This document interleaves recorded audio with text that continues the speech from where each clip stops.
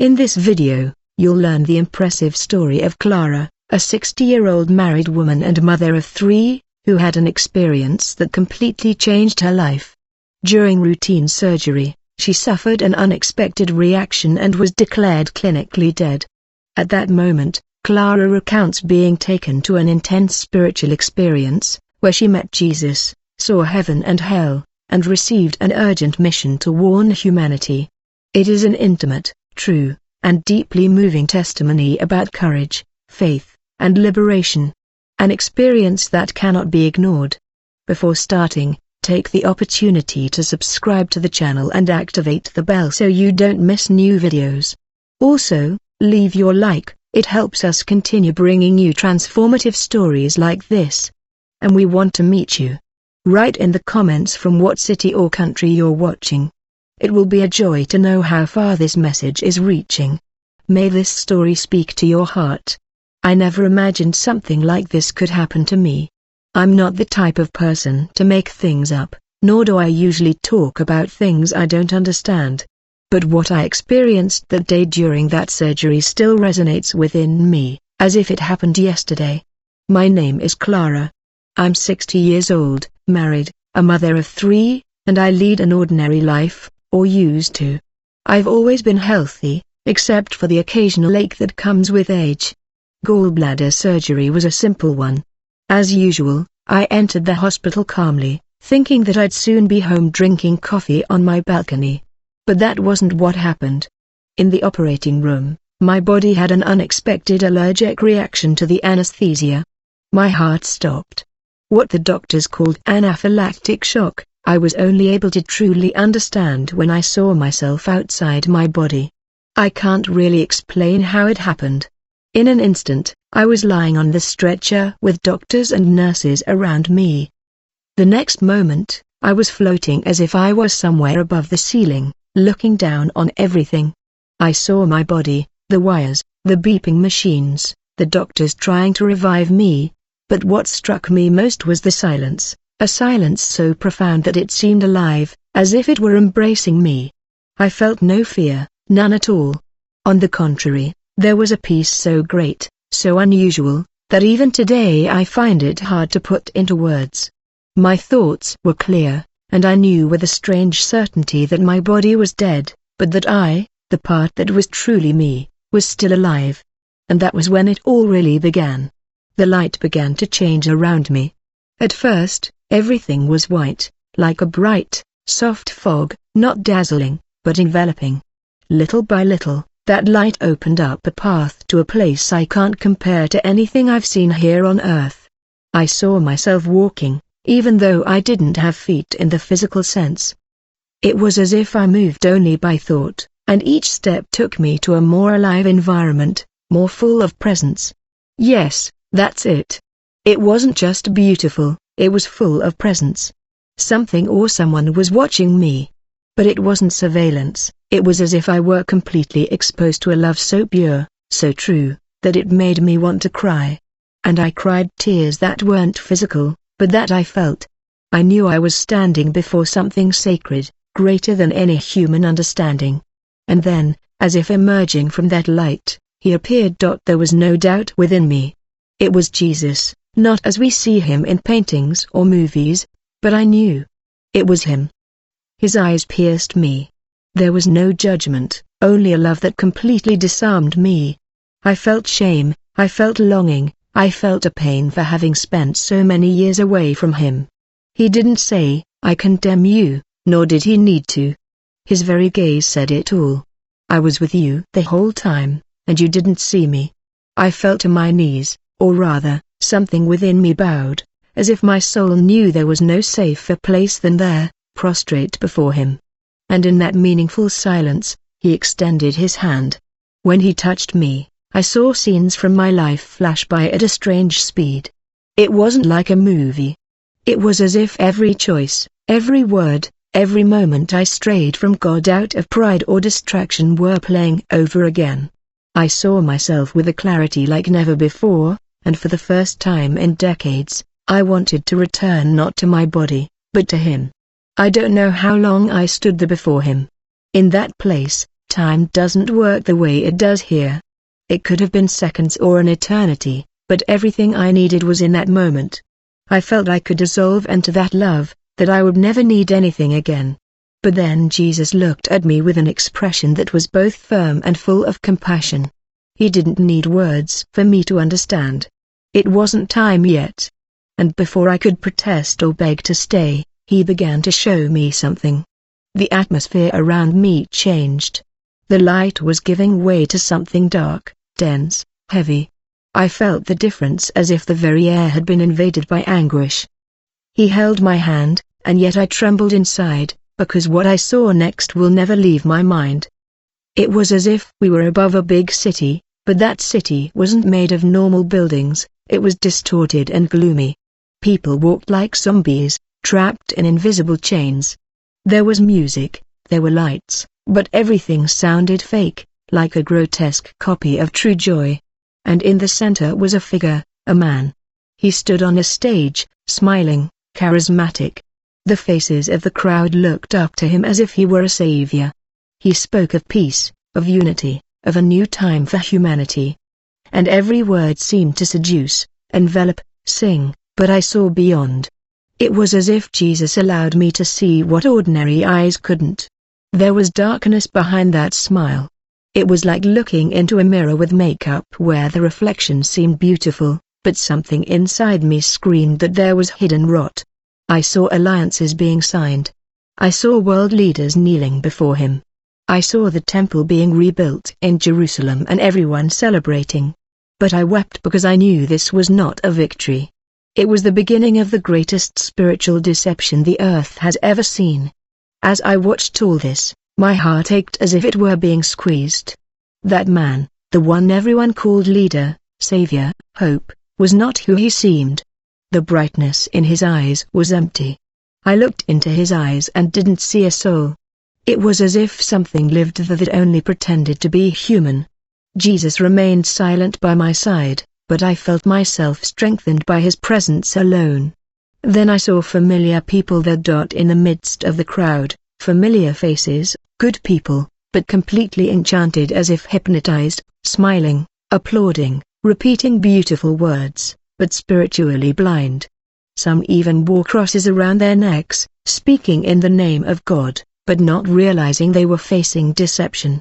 That was the most painful thing, seeing people I loved surrendering their faith for security, for comfort, for fear of being left out. And it was then that Jesus spoke with a firm, clear voice that penetrated deep within me. They sought peace in the wrong place. Those words cut me to the core. I understood at that moment that the Antichrist would not come with violence at first, but with promises of stability. He would offer what the world most desired, an end to wars, economic solutions, union between religions. But behind that facade was control, persecution, and a direct rejection of God's truth. I saw churches being closed. I saw people being silenced for disagreeing with that system. I saw a diluted, mixed faith, without a cross, without repentance, without salvation. It was all love and tolerance, but it was a love without truth and a tolerance that killed the soul. Jesus showed me everything, not to scare me, but to prepare me. And I knew it. He wanted me to remember that when I returned, only I didn't yet know I was really coming back. After that vision, everything around me went dark. It was as if we had descended to another level, to a place where the pain was palpable. It wasn't the same setting as the false city, illuminated by empty promises. It was another place, a place I didn't want to be. Jesus was still with me, and I clung to his presence with all my strength. The atmosphere was dry, colorless, soundless, but there were groans, muffled screams, not with the mouth, but with the soul. It was what I can only describe as hell, but not a cauldron of fire, as shown in the drawings. It was a place of total absence of God, a consuming loneliness. People walked in circles, some huddled in dark corners, others banged on invisible walls, as if trapped in a prison they had built themselves. And the cruelest thing was that they all seemed to understand exactly why they were there. They knew. It wasn't unfair. It was as if the truth had been ignored for so long that now nothing remained but the consequences. I trembled, even though I didn't have a physical body. I felt small, powerless, wanting to scream, but not knowing how. I wanted to run away, I wanted to cover my eyes, but Jesus made me look. He didn't say anything, just remained with me. And in that silence, I understood that this was part of the message, that I needed to see what happens to the soul that rejects God's love until the very end. I saw familiar people, that destroyed me inside. People I thought were fine. People who talked about God, but had never truly given their hearts to Him. People who lived by appearances, by religiosity, but without transformation. It was a shock. The pain I felt was so strong that for a moment I thought I couldn't bear it. And then, in the midst of the darkness, Jesus touched me again, and I was pulled from the dot. When He brought me out of that place, I felt as if I had breathed again. It was like emerging from a nightmare, but a real nightmare that I could never forget. The light returned little by little, and with it came an immense peace. I was back in that space of light where everything was light, clean, filled with a presence. Alive. Jesus looked at me again, and this time there was sadness in His gaze, but also hope. It was as if He carried within Him both the pain of humanity and the certainty of salvation for those who choose to remain with Him. Then it was at that moment that He said something that changed everything inside me. With a firm but loving voice, He said, "You will return, but you need to tell what you saw. Many are sleeping, and time is running out." I wanted to argue, I wanted to ask Him to stay, but I knew I couldn't. I felt inside that this mission was greater than any comfort. Before I said goodbye, Jesus showed me something that moves me to this day just remembering it. He took me to a place that looked like a garden, but it was unlike anything on earth. The colors were vivid, the sounds were soft, and there was a breeze that seemed to whisper words of life.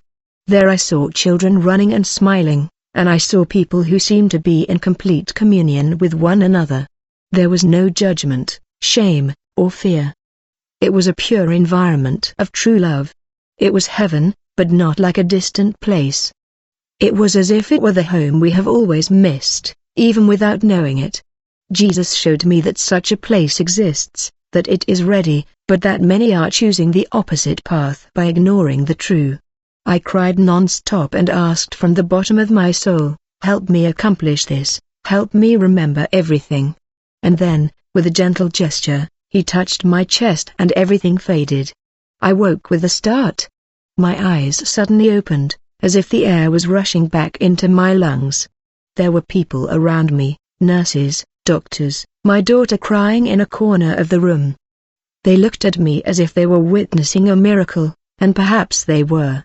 I was almost 7 minutes without any vital signs. The doctor told me later that they were about to declare my death when suddenly my heart started beating again.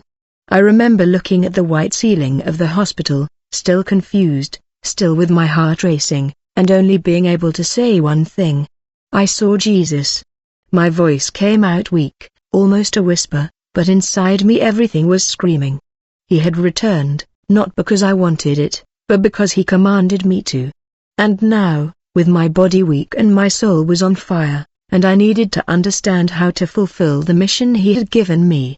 In the days that followed, I could barely sleep. Every time I closed my eyes, I remembered the vision of the man everyone was applauding, the temple being rebuilt, the churches closed, and Jesus' gaze asking me to warn the people. I began talking first with my children, then with neighbors and friends from church. Some listened attentively, others smiled without much belief. I've already been called exaggerated, crazy, emotional, but none of that matters. I know what I saw, and I no longer have time to please anyone. The life I led before that comfortable routine, the repetitive days, the lukewarm faith is over. Today I get up early to pray, I read the Bible with hunger, and I get involved in every way I can at church. Not because I want to be religious, but because I understood what's coming and I know I need to stand firm when things go wrong. Start changing. One day, shortly after I left the hospital, I sat with my husband in the kitchen and told him everything. I went from the moment I floated above my body to the moment Jesus showed me the Antichrist and then heaven. He stared at me silently, as if trying to understand if I was serious.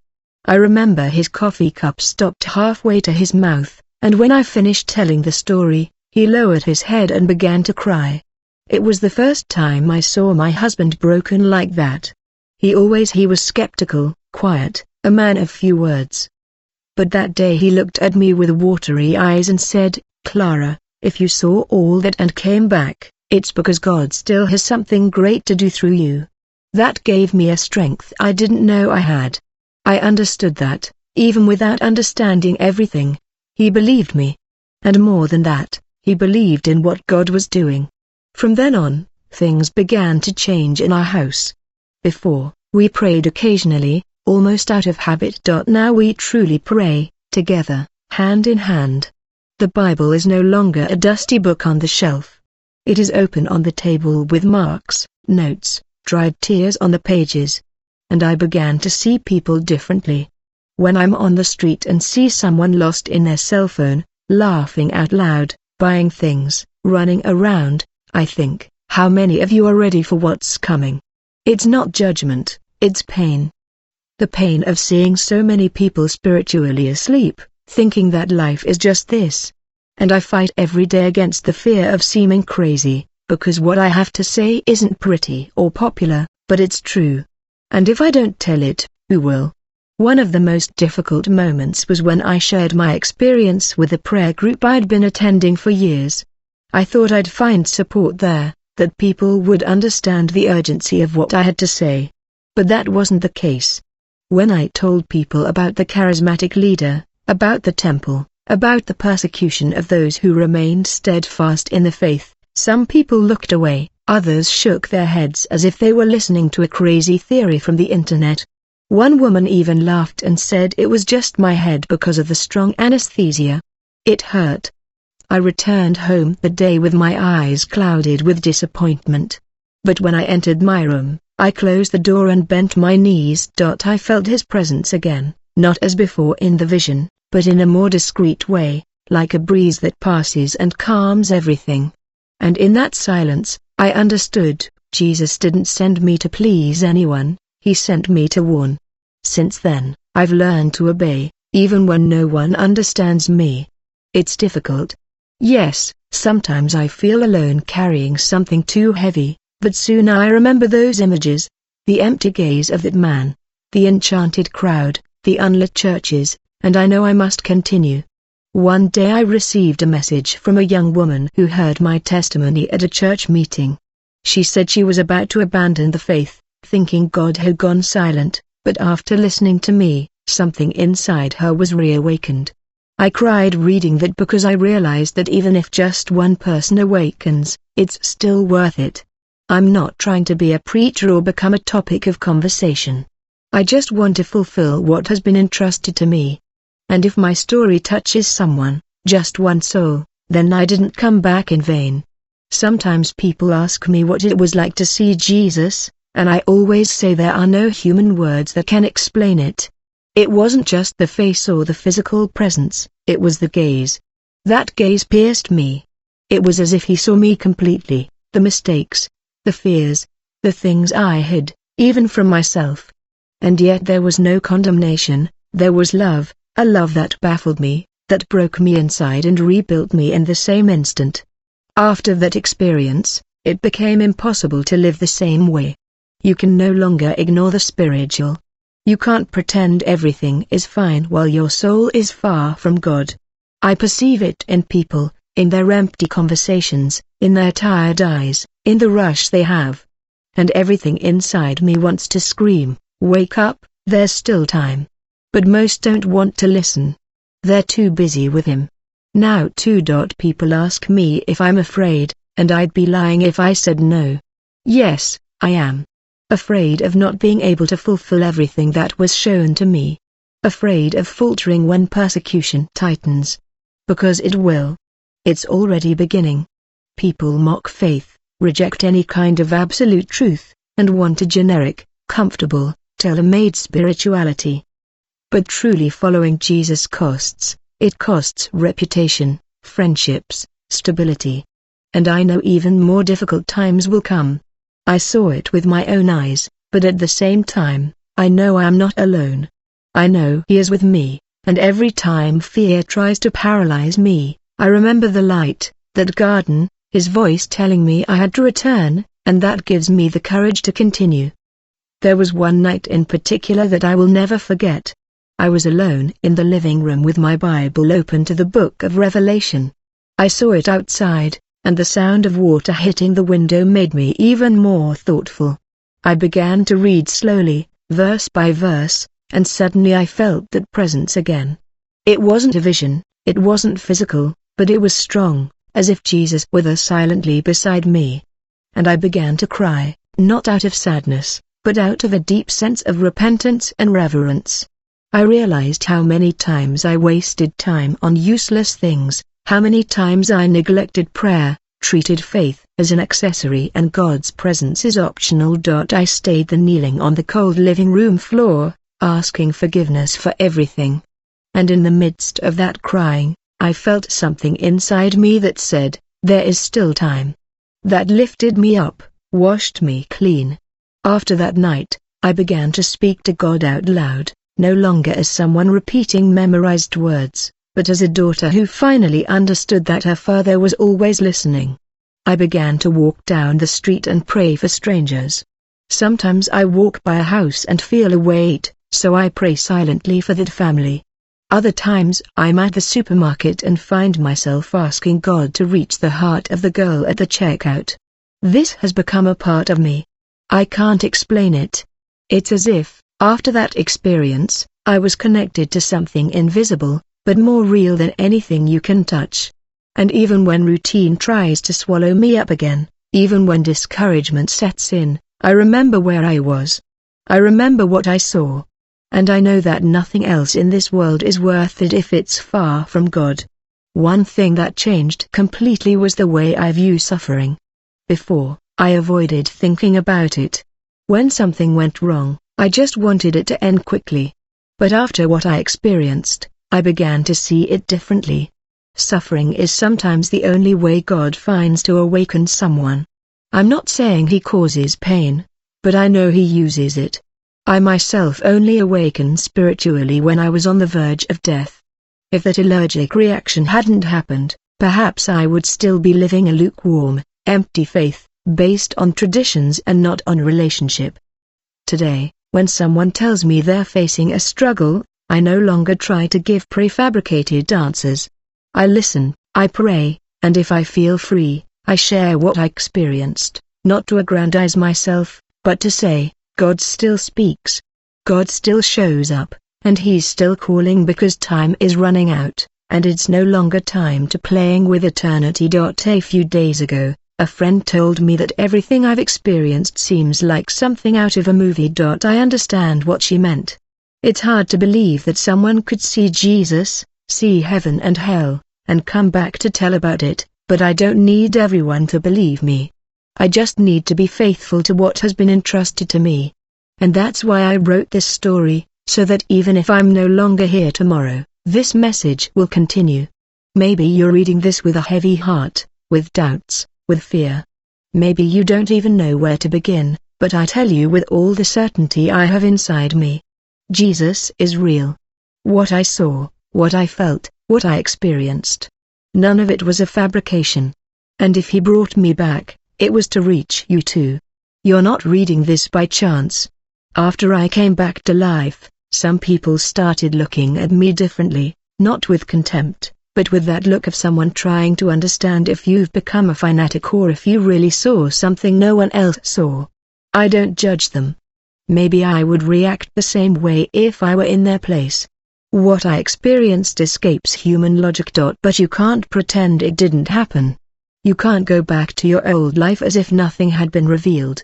I was touched by eternity. I saw the spiritual world with my own eyes.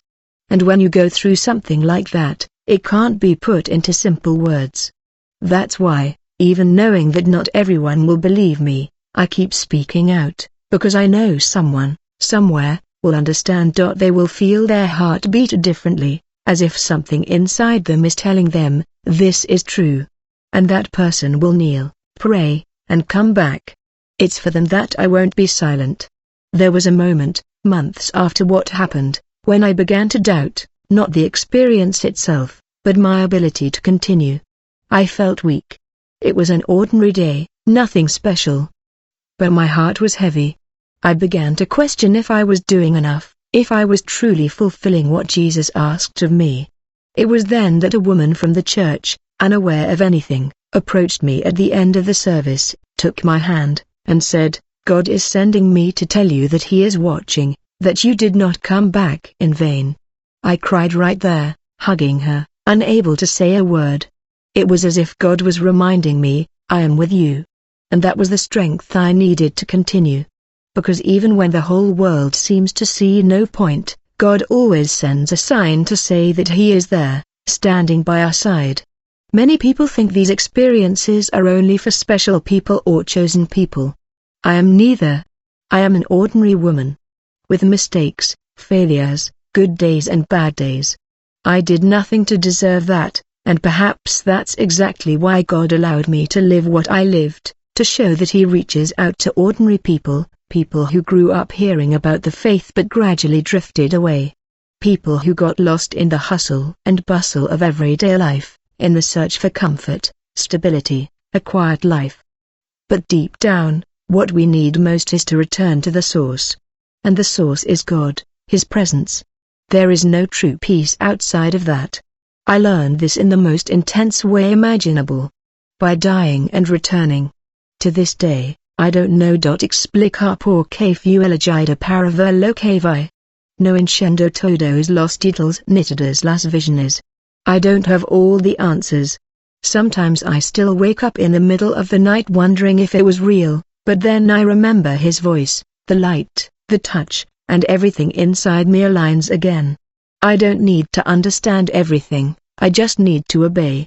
I've told myself this whenever tiredness or discouragement strikes. Obey, Clara, just obey, because ultimately, that's what He wants. A willing heart, not perfect, not without fear, but willing. And I am, even without knowing what's coming. Even if no one else believes me, I continue. Because after seeing what I saw, you can no longer live on automatic, you can no longer ignore the call. Over time, I learned to live with the silence of many people. Some heard my story and walked away. Others pretend I never said anything, but I also found those who listened with tears in their eyes, who hugged me tightly and said, I needed to hear this. It's in those moments that I remember the responsibility I carry. It's not a human burden, but a constant reminder that the world is moving towards something bigger, something most prefer to ignore. Life goes on, the news changes every day. But I knows that behind it all, there's a spiritual plot. And every time I hear about wars, leaders promising peace, economic crises, and persecution against Christians in some corner of the world, my heart races because I've seen that scenario up close, not on television, not in the newspapers. I saw it from the other side, and I know what it means. I don't know how much time I have left here. None of us know, but I've lived every day as if it were my last. I make sure to hug my children tighter, to look into my husband's eyes and tell him I love him. To pray for someone who can't even imagine that someone is interceding for them. My life was never normal again, and I don't want it to be. I'd rather carry the scars of this experience than return to the spiritual indifference in which I lived. When I go to bed at night, I close my eyes and still feel that light, I still hear that living silence. I don't know when I'll return there for good, but I know that when it happens, I'll be ready because I've already tasted a little of what awaits me, and that's why I insist, don't waste time. Eternity is real, and it begins now in the choices we make today. Sometimes I still catch myself thinking about how quickly it all happened. One moment I was on the operating table surrounded by doctors, and the next I was facing eternity. There was no warning, no preparation. It was sudden, like a sharp break between this life and what comes next. And perhaps that's the greatest warning I carry with me. No one knows when that moment will come. No one is truly prepared until the heart is surrendered to God. I didn't come back because I was strong or because I deserved it. I came back because Jesus decided there was still something for me to do here. And that changes everything. Every breath, every word, every step now has a different weight. I know that deep down, nothing will ever be the same, and that's what haunts me the most to this day. It ended as suddenly as it began. A vision, a message, a call, and that was it. I was back in my body, listening to the monitors beeping and the desperate voices trying to bring me back. I've never been able to explain how it all happened so clearly. I only know that I lived it, I only know that I saw it, and I only know that I'll never be the same again. If you listen to me and think it's an exaggeration, that's okay. But if something inside you moves, if your heart beats faster, read this, then listen, because it may be Jesus calling you just as he called me. And perhaps one day you will understand what I am saying. Until then, I will continue to tell the story, because that is the mission I received. The story speaks volumes, reminding us that life can change in an instant and that eternity is real. What she experienced is a warning for us to awaken spiritually and not pass up the opportunity to draw closer to God. It is a testimony of courage, faith, and transformation that cannot be ignored. And now I want to hear from you. What has this story spoken to your heart? Do you think experiences like this can be a call from God for all of us? Leave your opinion in the comments. Let's talk about this. Take the opportunity to subscribe to the channel, activate the bell so you don't miss new life-changing content, and leave your like. If you like this kind of message and want to support even more, you can click the join button and become part of our faith community. It's simple and greatly helps this work.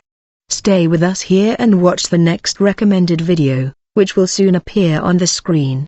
May God bless your life.